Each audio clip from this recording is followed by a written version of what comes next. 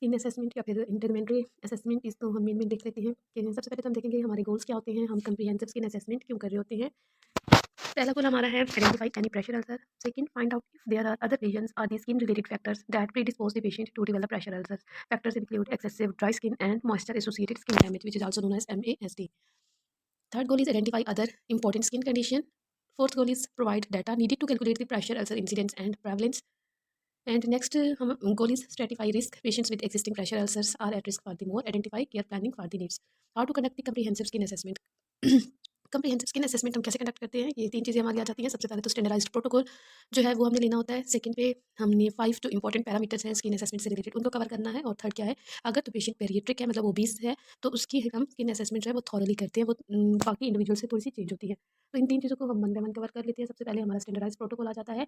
Explain to the patient and family that you will be checking the patient's entire skin. Explain what you are looking for with each side. Second, conduct the assessment in a private space. Third is make sure the patient is comfortable.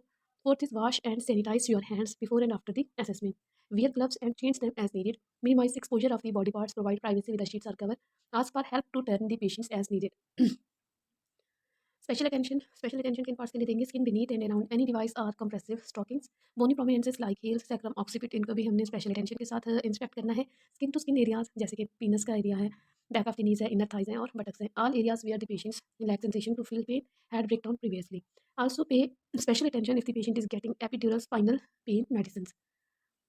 अब हमारे standard protocol के बाद आ जाते हैं 5 parameters of the comprehensive skin assessment. 5 parameters में temperature है, turgor, colour, moisture level and skin integrity. Skin integrity में देखना होता है स्किन इंटैक्ट है या नहीं। अगर नहीं है तो उसमें कोई भी रीज़न हो सकती है, कोई इंजरी हो सकती है, कोई ट्रॉमा हो सकता है, कोई भी वुंड हो सकता है, open wound. First parameter skin temperature को देख लेते हैं। Palpate with your hands to assess the skin temperature के मोस्टली हम जो डॉर्सम ऑफ हैंड है उससे स्किन का टेम्परेचर चेक करते हैं। पेशेंट स्किन का स्किन वार्मथ या फिर कूल दोनों चीज़ें मिल सकती हैं। और अगर तो कूलनेस मिल रही है, वार्मनेस मिल रही है, ये किसी न किसी डैमेज को इंडिकेट करेगी। अगर स्टेज 1 का प्रेशर अल्सर है उसमें भी हमें टेम्परेचर चेंज मिलता है। सस्पेक्टेड टिश्यू इंजरी है उसमें भी टेम्परेचर जो है वो चेंज होगा उस एरिया का। प्री अल्सरेशन की डायबिटिक फुट उसमें भी टेम्परेचर चेंज होता है नॉर्मल बॉडी टेम्परेचर से। अगर कोई इन्फ्लेमेशन है, कोई इन्फेक्शन है तो उस एरिया का भी टेम्परेचर हमें राइज मिलेगा। सेकंड पैरामीटर हमारा आ जाता है स्किन टर्गर प्रेशर जिसे फर्मनेस भी कहते हैं। Skin normally return to its original state quickly when stretched. Can you tent the skin? Skin may be slow to return to its original shape in older or dehydrated patients. तो जो हमारे young patients होते हैं उनमें तो हमें normal turgor pressure मिलता है, उनकी टाइट स्किन होती है और स्किन जो है वो नॉर्मल अपनी ओरिजिनल पोजीशन में रैपिडली चली जाएगी। लेकिन जो डिहाइड्रेटेड पेशेंट्स हैं या फिर जो ओल्डर पेशेंट्स हैं उनमें थोड़ा टाइम लगता है। थर्ड पैरामीटर स्किन कलर आ जाता है। Compare adjacent areas of the skin for the colour. हमने किसी भी एरिया को उसके एडजेसेंट एरिया से कंपेयर करना है कलर के लिए। Redness can indicate many skin problems जैसे कि प्रेशर अल्सर्स हैं, रैश है, इन्फेक्शन है और सेलुलाइटिस है। डेफिशिएंसीज की वजह से भी स्किन कलर चेंज हो सकता है जैसे कि विटामिन सी डेफिशिएंसी की वजह से पर्पलिश ब्लॉचेस बनते हैं लाइटली ट्रॉमेटाइज्ड एरियाज पे। और जिंक डेफिशिएंसी की वजह से रेडनेस बनती है जो नेजोलेबियल फोल्ड है वहाँ पे, और आईब्रोज जो है वो भी रेड हो जाती है। स्किन कलर में थर्ड वही हम देख रहे हैं ब्लैंचेबल या फिर नॉन ब्लैंचेबल एरिथमा मिल सकता है, पर्पल या फिर ब्रूस्ड स्किन मिल सकती है, पेपर थिन स्किन मिल सकती है। बहुत सारी कंडीशंस में जो हमारे कोलेजन डेफिशिएंसीज वाली हैं सारी, जिनमें स्किन नॉर्मली नहीं हील हो सकती तो हील नहीं हो सकती तो उनमें हमें स्किन की थिकनेस मिलती है डार्क या फिर रेडेड एरियाज। ये भी एक फाइंडिंग हमें मिल सकती है। इसमें पॉइंट आ जाता है जो डार्कली पिगमेंटेड एरियाज होते हैं जिनका डार्क कलर होता है, ब्राउन पिंपल्स होते हैं, उनमें हम ब्लैंचिंग को ईजिली आइडेंटिफाई नहीं कर सकते।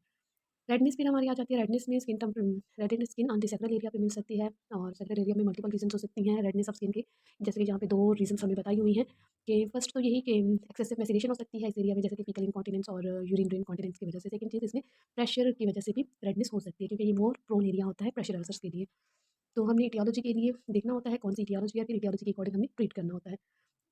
फोर्थ पैरामीटर स्किन मॉइस्चर आ जाता है। स्किन मॉइस्चर में हमने स्किन कैन बी ड्राई जिसे विरोसिस कहते हैं या फिर डैमेज हो सकती है टू मच वेटनेस जैसे कि मैसीरेशन है। इटियोलॉजी क्या हो सकती है, मैसीरेशन की इनकॉन्टिनेंस है, वही यूरिन या स्टूल दोनों भी हो सकती है। कोई एक्सुडेट है, वोट का डिस्चार्ज है, पर्सपायरेशन है, एक्सेसिव स्वेटिंग जैसे कि फीवर में होती है, ये भी एक रीजन हो सकती है। MASD की मॉइस्चर एसोसिएटेड स्किन डैमेज की। ओस्टियमी या फिर फिस्टुला फॉर्मेशन अगर है वहाँ से कोई फ्लूइड लीक हो रहा है तो वो भी एक रीजन है मैसीरेशन की, और maceration can lead to the pressure ulcers. Make sure to get the aetiology right so you can treat the cause appropriately. तो हमने देखना है कि जो भी मैसीरेशन है उसकी रीजन क्या है और फिर हमें रीजन को उस काज को ट्रीट करना है। लास्ट वन हमारा पैरामीटर जो स्किन का है वो है स्किन की integrity. Skin should be intact, normally skin intact रही होती है, जितनी स्किन इंटैक्ट होगी उतनी अच्छी प्रोटेक्शन होगी और फर्दर जो कॉम्प्लिकेशंस के चांसेस है वो कम से कम होंगे। अगर स्किन इंटैक्ट नहीं है तो हम रीजन देखेंगे कि स्किन किस वजह से इंटैक्ट नहीं है और किस वजह से इंटैक्ट नहीं हो सकती। अगर प्रेशर अल्सर्स बन चुके हैं तो उसमें हो सकता है कि ओपन वुंड बन चुका हो, पेरिफेरल वास्कुलर डिजीजेस जिसमें एडिमा फॉर्मेशन होती है तो उसमें भी स्किन जो है वो इंटैक्ट नहीं रहती। और न्यूरोपैथिक डायबिटिक अल्सर्स जो कि मोस्ट कॉमन है, जो सेंसेशन लॉस्ट होने की वजह से डेवलप होते हैं तो उनमें भी हमें स्किन इंटैक्ट नहीं मिलती, स्किन टियर्स हो सकती हैं, जो मोस्टली ओल्डर पेशेंट्स में 4 आवर पे मिलते हैं। इसके अलावा कोई भी रीज़न हो सकती है, कोई भी ट्रॉमा हो सकता है जो कि स्किन को इंटैक्ट नहीं रखेगा। Make sure to get the aetiology right so you can treat the cause appropriately. Same वही चीज़ कि स्किन अगर इंटैक्ट नहीं है, स्किन ओपन है, तो उसकी क्या रीज़न है? जो भी रीज़न होगी, जो भी काज़ होगी, हमने काज़ को एप्रोप्रिएटली ट्रीट करना है। नेक्स्ट पॉइंट हमने पढ़ा था कि अगर तो हमारा पेशेंट ओबीस है, तो उसमें फिर हमने थोड़ी-सी असेसमेंट को चेंज कर देना है। क्या चेंज करेंगे? क्योंकि पेडियाट्रिक पॉपुलेशन है, ओबीस पेशेंट है, तो उसमें हमें एक्सेसिव फैट्स मिलेंगे। एक्सेसिव फैट्स की वजह से स्किन फोल्ड्स बने हुए होंगे। तो वही चीज़ जहाँ-जहाँ उसके स्किन के फोल्ड्स होंगे, उन फोल्ड्स को फिर हम जो है अंदर से भी इंस्पेक्ट करेंगे। Inner aspect of the thighs, जहाँ हम दोनों थाइज़ कॉन्टैक्ट में होती हैं, वहाँ पे हमने देखना है। जहाँ-जहाँ जैसे एक्सिला फोल्ड्स है, एब्डोमेन फोल्ड्स है, उन सबको हमने देखना होता है। रैश को देखेंगे, क्या उन फोल्ड्स में कोई रैश तो नहीं बना हुआ? उनके अंदर हम देखेंगे उन फोल्ड्स में कि मैसेरेशन तो नहीं है, एक्सेसिव स्वेटिंग तो नहीं है, वहाँ पे स्वेटिंग की वजह से मोस्टली मैसेरेशन होती है। वहाँ पे कोई इन्फेक्शन तो नहीं बना हुआ और ब्रेकडाउन तो कोई नहीं है, स्किन हो सकता है वहाँ पे इंटैक्ट ना हो, क्योंकि हैवी फैट्स की वजह से स्किन जो है वो थिन हो जाती है। नेक्स्ट चीज़ जो हम पेडियाट्रिक पॉपुलेशन में देखते हैं वो पेरिनियम एरिया को हम इंस्पेक्ट करते हैं डर्मेटाइटिस के लिए और कैनेडियासिस के लिए। एक्सट्रीमिटीज़ को भी हम इंस्पेक्ट करते हैं इन पेशेंट्स में वास्कुलर चेंजेस को देखने के लिए, क्योंकि जितने भी वास्कुलर अल्सर्स हैं वो लोअर एक्सट्रीमिटी में मोस्टली बन रहे होते हैं, या फिर अपर एक्सट्रीमिटी में लिम्फेडिमा वगैरह ये डेवलप हो सकते हैं। तो हमने वास्कुलर चेंजेस के लिए एक्सट्रीमिटीज़ को देखना है, एडिमा फॉर्मेशन को देखना है और लिम्फेडिमा को देखना है। ये हमारे पास ओवरऑल स्किन असेसमेंट और उसका केयर प्लान आ गया।